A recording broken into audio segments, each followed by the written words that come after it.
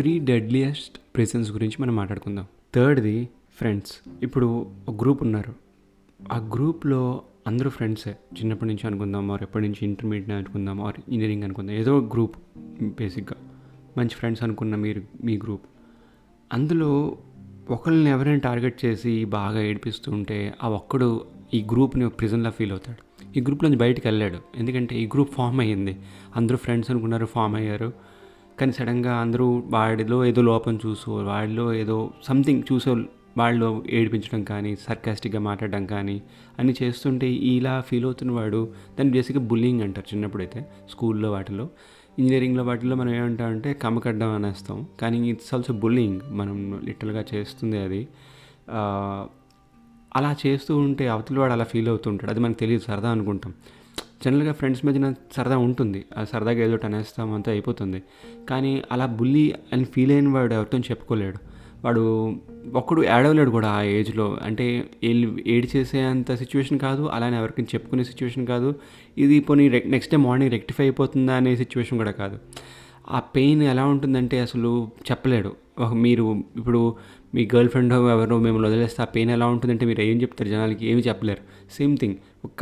అనుకున్న ఫ్రెండ్స్, కావాలనుకున్న ఫ్రెండ్స్ వాడిని టార్గెట్ చేస్తూ ఏడిపిస్తూ ఉంటే ఆబ్వియస్గా వాడికి ఆ ఫీలింగ్ ఉంటుంది. ఇది సింగిల్ పర్సన్ అనే కాదు, జనరల్గా 5 మంది ఉంటే ఎవడో ఒకడు ఒక సిచ్యువేషన్ దొరుకుతాడు. కానీ ప్రతి సిచ్యువేషన్లో దొరికేవాడు ఒకడు ఉంటాడు. వాడి ముందే అనేస్తూ ఉంటారు. వాడికి నత్తున్నా సరే, లేకపోతే జనరల్గా వాడు కొంచెం లావుగా ఉన్నా, వాడు కొంచెం టైట్ బట్టలు వేసుకుంటున్నా అంత లావు మీద ఏదో ఒకటి అంటూ ఉంటారు జనాలు. అంటే బాడీ షేమింగ్ కానీ ఏదైనా ఎనీథింగ్.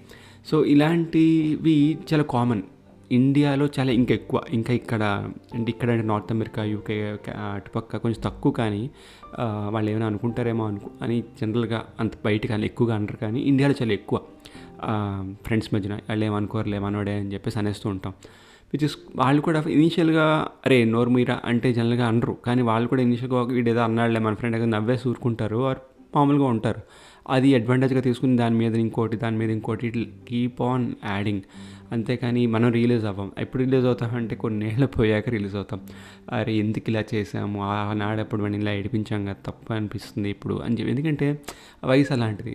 మనం 18 to 20 ఆర్ 15 to 20 ఆ టైంలో మధ్యలో ఉన్నప్పుడు ఇలాగే ఫ్రెండ్స్ సరదా అంటే ఆబ్వియస్లీ జోక్ అంటే మీనింగ్ ఎవడో ఒకడు వెదవ అయితే కానీ మనకి జోక్ ఆ నవ్వు రాదు.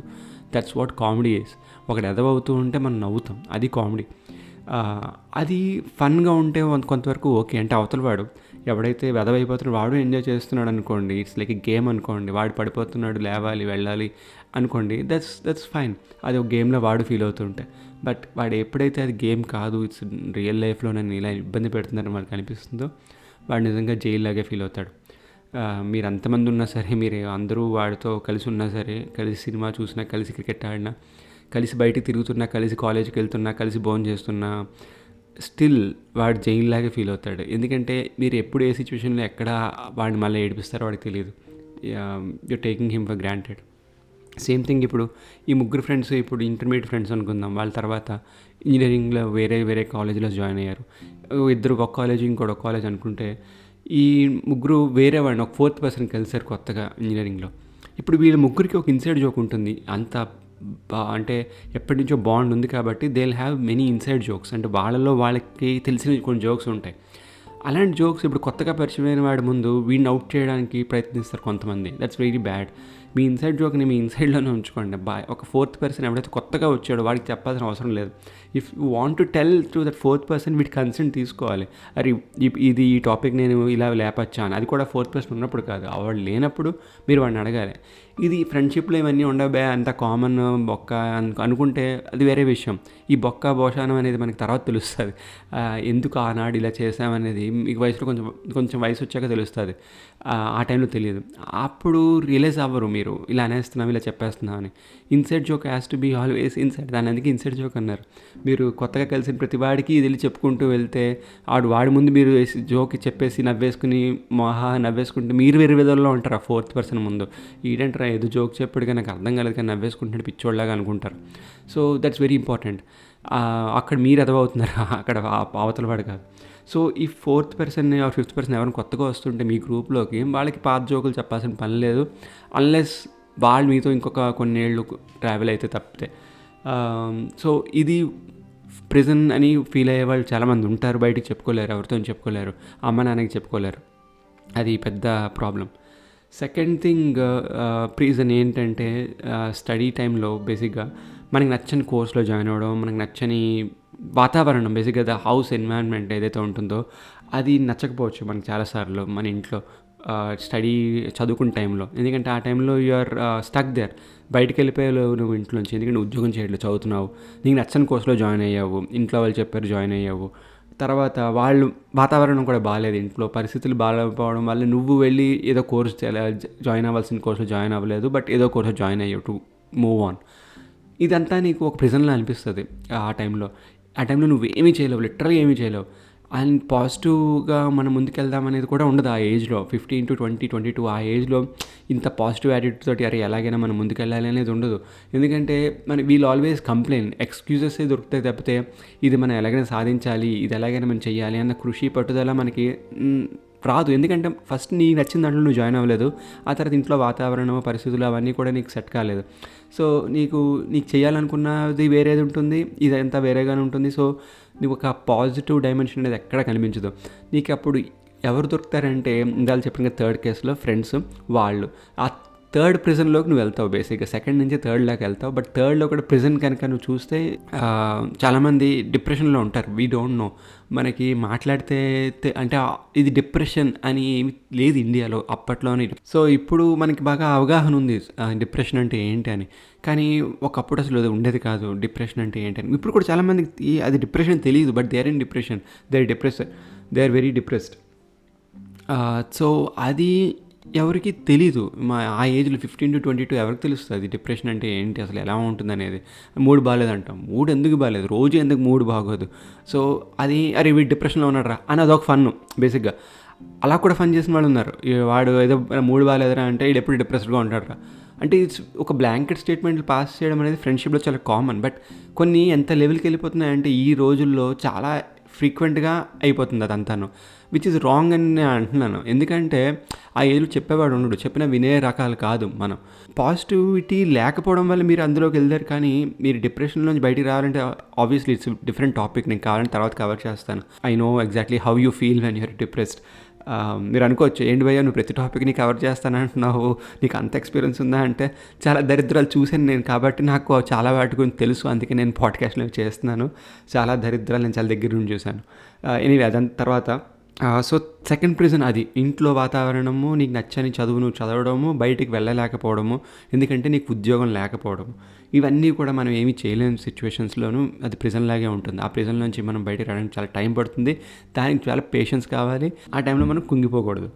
ఓకే, అది సెకండ్ ప్రిజన్. అండ్ ఇంకా ఫస్ట్ ప్రిజన్ ఏదైనా ఉందంటే అది బిట్వీన్ వైఫ్ అండ్ హస్బెండ్ అని చెప్తాను నేను. అది మీ మమ్మీ డాడీని చూడొచ్చు మీరు, లేకపోతే మీరు ఆల్రెడీ మ్యారీడ్ అయి ఉంటే మీకు మీ వైఫ్ అండ్ హస్బెండ్ మధ్యన అది చూస్తారు.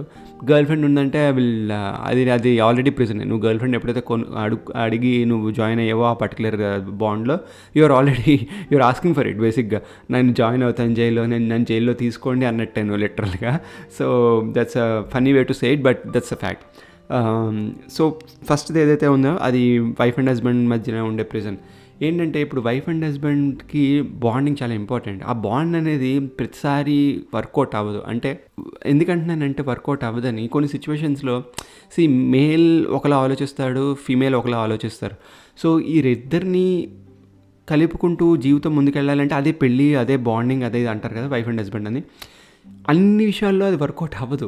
ఎంత ఇదైనా సరే, వాళ్ళు ఎంత క్లోజ్ అయినా సరే, ఎంత లవ్ చేసుకుని పెళ్లి చేసుకున్నా, ఎంత అరేంజ్ మ్యారేజ్ చేసుకున్నా, ఎన్ని ఇయర్స్ అయినా 30 years అయినా సరే వాళ్ళకి మధ్యన చిన్న ఫ్రిక్షన్ అనేది ఎక్కడో ఒకటి చిన్న చిన్న చోట్ల వస్తూ ఉంటుంది. Maybe after 30-40 years of togetherness maybe అది తగ్గుతుందేమో, కానీ there will be something or the other that will irritate the other person. అది ఆ టైంలో ఫస్ట్ ఇనీషియల్ మ్యారేజ్ అయిన టైంలో జనరల్గా కొంచెం జైల్లాగా ఉంటుంది. ఎందుకంటే నువ్వు ఒక బ్యాచులర్ లైఫ్కి అలవాటు పడిపోయి, బోత్ మేల్ అండ్ ఫీమేల్ ఇద్దరు ఒక లైఫ్కి అలవాటు పడిపోయిన వాళ్ళు సడన్గా ఒక ఇల్లు మీ ఇద్దరికి ఇచ్చి మీ ఇద్దరు అందులో పెడితే ఇది బిగ్ బాస్ హౌస్ బేసిక్గా వితౌట్ కెమెరా. ఎలా ఉంటుందనేది చాలా వెరైటీగా ఉంటుంది మీ సిచ్యువేషన్. మీకు కొత్తగా పెళ్ళైతే తెలుస్తుంది అది. ఇదేంట్రా ఇలా అంటుంది, ఇదేంట్రా ఇలా చేస్తుంది, తొందరగా లేవాలి, తొందరగా పడుకోవాలి, ఇలాంటివి ఏమైనా ఉన్నాయనుకోండి ఇంకా తలనొప్పిగా ఉంటుంది. మీ టైంలో మీరు వర్క్ చేద్దాం అనుకున్నా, మీ టైంలో మీరు ఏదైనా చేద్దాం అనుకున్నా, వాళ్ళు ఏదో ఎక్స్పెక్ట్ చేస్తారనుకున్న ఆ టైంలో ఇదంతా చాలా చిరాకుగా ఉంటుంది. మీరు ఎవరితో చెప్పుకోలేరు కూడా ఫస్ట్ కొన్నేళ్ళు. ఇదేంట్రా ఇది ఇప్పుడు ఎలాగా ఈ సిచ్యువేషను బయటగా పడాలి అని మీరు ఆలోచించుకుంటుంటారు. ఇనిషియల్గా మీరు కాంప్రమైజ్ అయిపోతుంటారు. ఆ కాంప్రమైజ్ అయితే పర్లేదు, కానీ కొంతమంది కాంప్రమైజ్ అవ్వరు. కాంప్రమైజ్ అవ్వని వాళ్ళు చాలా ఇబ్బందుల్లో ఉంటారు. వాళ్ళని ఇబ్బందుల్లో ఉంటారు, లేకపోతే అవతల వాళ్ళని ఇబ్బందుల్లో ఉంటారు. ఈ ఇబ్బంది అలా ఒక ప్రెషర్ కుక్కర్ మాట బేసిక్గా. అది ఒకసారి ఓకే, రెండుసార్లు ఓకే, అలా పెరిగే కొద్దీ దానివల్ల ప్రాబ్లమ్లు ఇంకా ఎక్కువ పెరుగుతాయి. ఒక్కసారి బరస్ట్ అయిందనుకోండి, దట్స్ ది వర్స్ట్ సిచ్యువేషన్ మీ లైఫ్లో అనుకుంటారు. ఎప్పుడు ఆ పెళ్ళైన తర్వాత ఆ గొడవ ఏదైతే అవుతుందో మీకు మీ వైఫ్కి ఆర్ మీకు మీ హస్బెండ్కి, ఆ టైంలో అది మీ వర్స్ట్ సిచ్యువేషన్ అనుకుంటారు. అప్పుడు ప్రిజన్ బేసిక్గా మాట్లాడుకోరు కొన్ని రోజులు. అరే ఏంటి ఇలాగుంది ఈ సిచ్యువేషను, వంట అనేది ఎవరు చేస్తారు, ఈ కిచెన్ అదంతా ఎవరు క్లీన్ చేస్తారు, బట్టలు అన్నీ ఎవరు చూస్తారు. సో మీకు పని మనిషి అంతా ఉంటే వెల్ అండ్ గుడ్, పని అవుతూ ఉంటుంది పక్క నుంచి. కానీ ఇదంతా మీరే ఫారెన్లో కనుక ఉంటే మీ పని మీరే చేసుకోవాలి. కాబట్టి ఇదంతా కూడా మీకు ఒక ఏంటి దీంతో నాకేంటి ఆర్ వీటితో నాకేంటి అన్న ఫీలింగ్ మీలో ఉంటారు మీరు. అదొక ప్రిజన్. అది 2-3 రోజులు పట్టచ్చు టైం. ఆ 2-3 రోజులు కూడా మీకు నరకంలా ఉంటుంది. దీనికన్నా ఎక్కడికైనా వెళ్ళిపోవాలనిపిస్తుంది. ప్రతి మగాడికైతే నేను చెప్పగలను, ప్రతి మగాడు పెళ్ళైన తర్వాత ఏదో ఒక సిచ్యువేషన్లో ఫస్ట్ 10 years ఆఫ్ మ్యారేజ్లో ఫస్ట్ 5 years ఆఫ్ మ్యారేజ్లో దీనమ్మ ఇదంతా వదిలేసి వెళ్ళిపోవాలి ఎక్కడికైనా అనిపిస్తుంది మీకు, డెఫినెట్గా అనిపిస్తుంది. అండ్ లైక్ ఇంకా లైఫ్ ముందుకు వెళ్తున్న కొద్ది 10-15 years అప్పుడు కూడా మీకు ఇంకా థాట్స్ ఇంకా పెరుగుతాయి. రే వెళ్ళిపోతే ఏంటి, ఇప్పుడు నేను ఇక్కడి నుంచి వెళ్ళిపోతే ఏంటి, వీళ్ళందరినీ వదిలేసి వెళ్ళిపోతే ఎక్కడికి వెళ్ళిపోతాను అనే థాట్ వస్తుంది మీకు. ఓకే నా ఐడి కార్డ్ అన్ని వదిలేస్తాను, ఇక్కడ వాలెట్ వదిలేస్తాను, ఎక్కడికి వెళ్తాను, ఎలా వెళ్తాను, ఇలాంటి వాళ్ళని కూడా ఆలోచిస్తారు మీరు. ఇది తప్పని అనట్లేదు, మీరు ఆలోచించుకుంటారు. అంటే మీ థాట్ అంత దూరంగా వెళ్తుంది, మీ ఆలోచన అంత దూరంగా వెళ్ళి ఆ ప్రిజన్ నుంచి బయటికి వెళ్ళాలని అనిపిస్తుంది మీకు ఆ టైంలో. తర్వాత రోజంతా మీరు ఇలా ఆలోచిస్తారు, లేకపోతే ప్రతిరోజు ఇలా ఆలోచిస్తారు, మీకు వెళ్ళిపోవాలి అనేది నేను అనట్లేదు. ఆ పర్టికులర్ ఆ టైంలో మీకు అలా అనిపిస్తుంది డెఫినెట్గా. ఎంత దూరం వెళ్ళిపోతాను, దూరం ఎవరికి అసలు ఏ కనెక్టివిటీ లేకుండా, ఏమి వైఫై లేకుండా వెళ్ళిపోతాను దూరంగా ఎక్కడికైనా అనిపిస్తుంది మీకు. అది చాలా కామన్. అంత మాత్రాన్ని వెళ్ళిపోవాలని చెప్పట్లేదు. సో అది ఫస్ట్ ప్రిజన్ అని చెప్తున్నాను మీ లైఫ్లో. అదే బిగ్ ప్రిజన్ ఆ టైంలో. ఏంటంటే మీకు అనుకుంటుంటే ఒక జాబ్ ఉంది, మీకు ఒక కారు ఉంది, మీకు ఇల్లు ఉంది, వైఫ్ ఉంది, పిల్లలు కూడా ఉన్నారు. కానీ స్టిల్ మీకేంటంటే ఏంట్రా జీవితంలో ఇంత ముందుకు వచ్చినా సరే ఇంకా నాకు ఎందుకు ఈ ప్రిజన్ లాగే ఉన్నాను అనిపిస్తుంది అని అనుకుంటారు కదా. అందుకే అది ఫస్ట్ ప్రిజన్ అని అన్నాను. సో ఓవరాల్గా అది నేను చెప్పేది. 1, 2, 3 ఈ 3 లైఫ్లో ప్రతివాడు ఎక్కడో ఒకటి ఏదో ఫేజ్లో అనుభవిస్తాడు. అది 3 డిఫరెంట్ ప్రిజన్స్. జైలుకి వెళ్ళి అక్కడ చూసిన నేరస్తులను చూడాల్సిన పని లేదు. మీరు ఒక ప్రిజన్లోనే ఉంటారు. నేను టు బి ఆనెస్ట్ కొంత వయసు వచ్చే వరకు. నేను ఫ్రీ బర్డ్ అని ఎప్పుడు చెప్పుకుంటారు తెలుసా? లైక్ మన పేరెంట్స్ ఎప్పుడైతే మన పెళ్ళి అయిపోయి వాళ్ళు రిటైర్ అయిపోయి వాళ్ళు కూర్చుంటారు, వాళ్ళ పేరెంట్స్ కూడా చనిపోతారు కదా. అప్పుడు they are like I'm a free bird, నేను ఎక్కడికంటే అక్కడికి వెళ్తాను. వాళ్ళ పేరెంట్స్ ఉన్నంతసేపు వాళ్ళు కూడా వాళ్ళ పేరెంట్స్ని చూసుకుంటారు, అదంతాను మన ఊరిలో ఉంటున్నాను. అప్పుడు వాళ్ళు కూడా అదే ఫీల్ అవుతారు, ఏంటో నేను ఎక్కడికి వెళ్ళట్లేదురా, ఇంట్లో అమ్మ నాన్నని చూసుకోవాలి. ఇంకా వాళ్ళు అనుకుంటారు though they are 60-65, if their parents are 80-85, they think about it. అదేంటారు మా అమ్మ నాన్న చూసుకోవాలి, నేను ఇక్కడికి ఆ ఊరు వెళ్ళాను, వాళ్ళకి ఇంట్లో అన్ని చూసుకోవాలి, మందులని సెట్ చేసుకోవాలి, అది ఇది అని. ఎవరు? మన parents. So after they are gone, అంటే గ్రాండ్ ఫాదర్ గ్రాండ్ మదర్ చనిపోయాక, that's when they think that okay now నేను ఒక ఫ్రీ బర్డ్ని, పిల్లలకి పెళ్ళి అయిపోయింది, వాళ్ళ లైఫ్లో హ్యాపీగా ఉన్నారు వాళ్ళు అనుకుంటారు. లెట్స్ డిఫరెంట్ ఎజెండా అనుకోండి, వాళ్ళు అనుకోవడం తప్పలేదు. వాళ్ళందరూ హ్యాపీగా ఉన్నారని. ఆఫ్ కోర్స్ అందరూ హ్యాపీగానే ఉన్నాం. ఈ ఫ్రిక్షన్లు, ఈ ఇరిటేషన్లు ఇవన్నీ అప్పుడప్పుడు వచ్చిపోతూ ఉంటాయి. అవన్నీ వచ్చిపోతూ ఉండాలి కూడాను లైఫ్లో.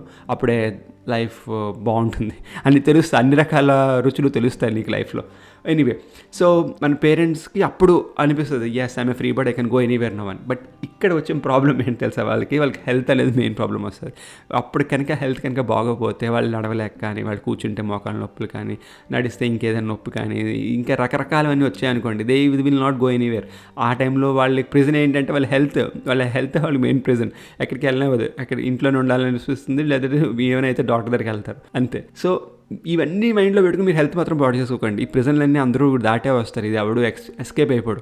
ఓకే, ఎక్కడో ఒకటి ఎస్కేప్ అయిపోయినా ఇంకో చోట దొరికేస్తాడు. అలాంటి పర్టికులర్ జంతర్ మంతర్ లైఫ్లో మనం ఉన్నాం.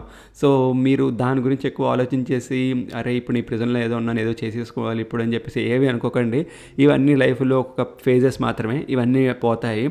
మీరు వాటి గురించి ఆలోచించి మీ కరెంట్ ఉన్న సిచ్యువేషన్ మాత్రం ఎంజాయ్ చేయకుండా ఉండకండి. ఇప్పుడు ఇన్ కేస్ మీకు నచ్చలేదు అనుకోండి, ఎవడన్నా ఏదైనా మాట్లాడింది, ఈ బీ ఇట్ మీ friend or your enemy or anyone it is, even మీ లెక్చరర్ అయినా సరే కాలేజ్లో, నేను చెప్తున్నాను, మీరు వాడు మొహమ్మీ చెప్పండి, sir whatever your saying is not right, I don't like it, please అక్కడితో ఆపేయండి టాపిక్ అని చెప్పండి. తప్పలేదు. మీ ఫ్రెండ్ అయినా సరే, బెస్ట్ ఫ్రెండ్ కాబట్టి వింటాడు. ఎందుకు వింటు మాట వాడన్నమాట మనం వింటున్నప్పుడు మనకు నచ్చకపోతే, నాకు నచ్చలేదురా నువ్వు చెప్పింది, సొల్లాపు అని చెప్పి చిరాకు పడండి, పర్లేదు. అరే ఇటు కోప్పడ్డాడరా, ఇప్పుడు ఇది ఫస్ట్ టైం అవ్వాలి. ఇది ఒక 10 సార్లు అన్న తర్వాత మీరు అన్నారు అనుకోండి, పోరా అంటాడు.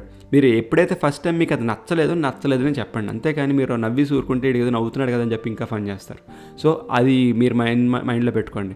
Same with your wife and husband. Me wife and husband కూడా మీ వైఫ్ కానీ యువర్ హస్బెండ్ కానీ ఏదైనా ఒక మాట అంటే సరదాగా జోవియల్గానే అన్నాడు కదా అని చెప్పి మీరు నవ్వారనుకోండి, ఆ జోక్ అనేది దాని మీద ఇంకో జోకు యాడ్ అయ్యే అవకాశం ఉంటుంది. మీకు నచ్చకపోతే టాపిక్, మీకు నచ్చితే నవ్వించుకోండి, ఏమైనా చేయించుకోండి, అదంతా తర్వాత విషయం. మీ ముచ్చట్లు మీకు ఉంటాయి, మీ సరసం మీకు ఉంటుంది. కానీ మీకు నచ్చకపోతే డెఫినెట్గా వెంటనే చెప్పండి, so that he will know, okay అయితే ఇక్కడ ఒక లైన్ డ్రా చేసింది నా వైఫ్, నేను ఇక్కడి నుంచి ఇక్కడ ఈ జోక్ వేయకూడదు అని చెప్పి తనకు అర్థమవుతుంది. అది మీ హెల్తీ రిలేషన్షిప్కి మంచిది. ఆ విధంగా మీరు ఇప్పుడే పెళ్ళి అయ్యే కనుక ఇంకా 2-3 years అయితే కనుక ఇంకా అది బిల్డింగ్లో ఉంటే ఈ బాండ్ అనేది, ఇది ఆ బాండ్ అలా పెరుగుతూనే ఉంటుంది, పెరుగుతూనే ఉంటుంది. సో మీరు అది ఫస్టే చెప్పండి. హస్బెండ్ కూడా సేమ్ థింగ్ చెప్తున్నాను ఇక్కడ, వైఫ్ తరపునే కాదు. ఇప్పుడు మీ వైఫ్ కనుక మీకు సరిగ్గా ఏదైనా చేయలేదనుకోండి, ఏదైనా చేయలేదంటే ఏదో కాదురా బాబు, ఏదో సంథింగ్ లైక్ లాండ్రీలో కానీ, లేకపోతే మీ ఫుడ్లో కానీ, ఆర్ మీ మీద ఏదో జోక్ కానీ, లేకపోతే మీరు చేసే వర్క్ మీద జోక్ కానీ, లేకపోతే మీరు మీ హ్యాండ్ రైటింగ్ మీద కానీ, ఎనీథింగ్. బికాజ్ జనరల్గా మీ హ్యాండ్ రైటింగ్ కనుక బ్యాడ్గా ఉంటే జనరల్గా ఎవరైనా జోక్ వేస్తారు, ఏంటి కొడుకు గెలికేసా అంటే, that's a way learn it అని చెప్పండి, అంతే. తప్పే ఉంది, ఇప్పుడు ఏమైనా మార్చుకోవడానికి లేదు కదా. సో నెక్స్ట్ టైం మీకు ఆ జోక్ వేయకుండా ఉంటారు, అండ్ ఆమె ఆ జోక్ ఇంకెవరికి చెప్పకుండా ఉంటుంది. It may not be a joke for you, but వాళ్ళకి జోక్గా ఉండొచ్చు, నీకు ఏంటి కోడికి వెళ్ళికేసినట్టు ఉంది నీ రైటింగ్ అదంతా అని. సో నచ్చకపోతే నచ్చలేదని చెప్పండి. I really don't care. నాకు నచ్చింది ఏదైనా చెప్తాను, కానీ ఇలా చిన్న టాపిక్స్ నేను చెప్పను. బట్ నేను ఎగ్జాంపుల్స్ చెప్తున్నాను మీకు, ఈ చిన్న టాపిక్స్ మీకు కొన్ని పెద్దగా అవుతూ ఉండొచ్చు. సో అవన్నీ మీరు కంట్రోల్లో ఉంచుకోవాలనుకుంటే మీ లైఫ్లోను, రిలేషన్షిప్లోను, బీట్ ఎనీవన్, మీ ఫ్రెండ్స్ అవ్వండి, ఫ్యామిలీ అవ్వండి, మీ గర్ల్ ఫ్రెండ్ అవ్వండి, మీ బాయ్ ఫ్రెండ్ అవ్వనివ్వండి, అండ్ వైఫ్ అండ్ హస్బెండ్ కానివ్వండి.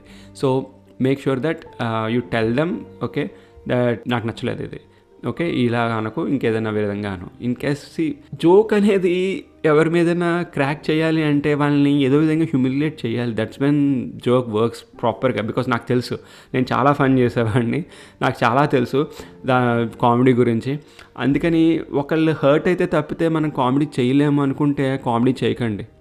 నిజంగా చెప్తున్నాను నేను. మీరు ఎవరైనా నవ్వించాలనుకుంటే 10 మంది నవ్వేలా ఉండాలని చూసుకోండి, కానీ ఒక్కడిని బాధ పెట్టి 9 మందిని నవ్వించాలని మాత్రం చూడకండి. అది కామెడీ కాదు, అది స్టాండప్ కామెడీ ఈ మధ్యన చేస్తున్నారు కదా, that's what standup comedy is. వాళ్ళగా ఎవరినో ఒకరిని ఏడిపిస్తే తప్పితే వాళ్ళకి స్టాండప్ కామెడీలో పన్నట్లేదు వాళ్ళకి script. So which is wrong నా ఉద్దేశంలో. నువ్వు కామెడీ చేయాలనుకుంటే నువ్వు థియేటర్కి వస్తే ఇప్పుడు 100 రకాల మంది వస్తారు సినిమా థియేటర్కి. ఒక కామెడీతో నవ్వించాలంటే ఒక ఫ్యాట్ అమ్మాయి మీద జోక్ వేసేసో, లేకపోతే వేరే వాళ్ళ మీద జోక్ వేసేసో, బట్టతల వాడి మీద జోక్ వేసేసో నవ్వించడం ఇట్స్ వెరీ కామన్. నేను ఎన్నో సినిమాలు చూసాం. చాలా ఈజీ. నేను కామెడీ స్క్రిప్ట్లు రాయలేక కాదు, I never attempted it, because ఎక్కడో ఒకటి ఎవరినో కించపరుస్తామనే దాంతో నేను ఇప్పటి వరకు కామెడీ అనేది టచ్ చేయలేదు నా పాడ్కాస్ట్లో. ఆ ఉద్దేశంతో మెయిన్గా కామెడీ చేయాలనుకుంటే 10 మంది ఉంటే చెప్పాను కదా, 10 మందిని నవ్వించడానికి ప్రయత్నించండి, కానీ ఒక్కడిని కించపరిచి 9 మందిని నవ్వించడానికి ప్రయత్నించొద్దు. అది మీకు మంచిది కాదు లైఫ్లో. ఎందుకు అనవసరంగా వాళ్ళ ఉసురంతా మనకు తగలడం. సో లైట్ తీసుకోండి, నవ్వించకండి. నాకు ఇంకొక బెస్ట్ కోట్ నేను జనరల్గా ఫాలో అయ్యేది ఏంటంటే, if you can't improve the silence, don't speak. Silence is much better. నిజంగా కామ్గా ఉంటే ఆ వాతావరణం, ఆ ఎన్వైర్న్మెంట్ బాగుంటుంది అనిపిస్తే కామ్గానే ఉండండి. మీరు మాట్లాడి దాన్ని కంపు చేయకండి. మీరు మాట్లాడితే ఆ పీస్, ఆ కామ్నెస్ కన్నా బాగుండాలి మీ మాట. అలా ఉంటేనే మీరు మాట్లాడండి. అంతేకాని ఏదో మాట్లాడాలి ఫర్ ద నేమ్ సేక్ అని చెప్పేసి ఏదో కళ్ళు కబుర్లు కుళ్ళు జోకులు వేసేయడానికి అసలు ఎప్పుడు ఎవరితోనే మాట్లాడద్దు, విచ్ ఇస్ నాట్ గుడ్. అలా ఉంటే నిన్ను ఎవరు అంటే నీ ఫ్రెండ్స్తో ఉండొచ్చు, నువ్వు అలాగా నీ బెస్ట్ ఫ్రెండ్స్తో వాళ్ళతో ఉంటే 4 కలిసినప్పుడు ఇలాంటివన్నీ కామన్. సో అదండి 3 ప్రెజెన్స్ ఇన్ లైఫ్. మీకు నచ్చిందని అనుకుంటున్నాను. అలానే స్పాటిఫైలో కనుక మీరు వింటూ ఉంటే, స్పాటిఫైలో నేను పోల్స్ పెడుతున్నాను, క్వశ్చన్స్ అడుగుతున్నాను. మీరు అక్కడ కమెంట్ చేయొచ్చు. ఆ పర్టికులర్ ఎపిసోడ్ అయిపోయిన తర్వాత పాత ఎపిసోడ్ కూడా వెళ్ళి మీరు కమెంట్ చేయొచ్చు. ప్లీజ్ కమెంట్ అనేది చేయండి. ఐ నో మీరు ఇన్స్టాలో ఫాలో అయినా ఆర్ అవ్వట్లేదు నాకు తెలియదు. Very less people are following because నా స్పాటిఫై ఫాలోవర్స్ ఎక్కువ ఉన్నారు కానీ నా ఇన్స్టా ఫాలోవర్స్ తక్కువ ఉన్నారు. But doesn't matter. ఎనీవే మీరు నాతో ఇంటరాక్ట్ అయితే ఇంకా బాగుంటుందనే ఉద్దేశంతో నేను మీరు కమెంట్ అయినా చేయండి, పోల్కైనా రెస్పాండ్ అవ్వంటున్నాను. Very few people are responding. So it's very easy. మీరు ఒక ట్యాప్ ఆర్ మెసేజ్ పెడితే just like any SMS or text message on Spotify. Okay, thank you.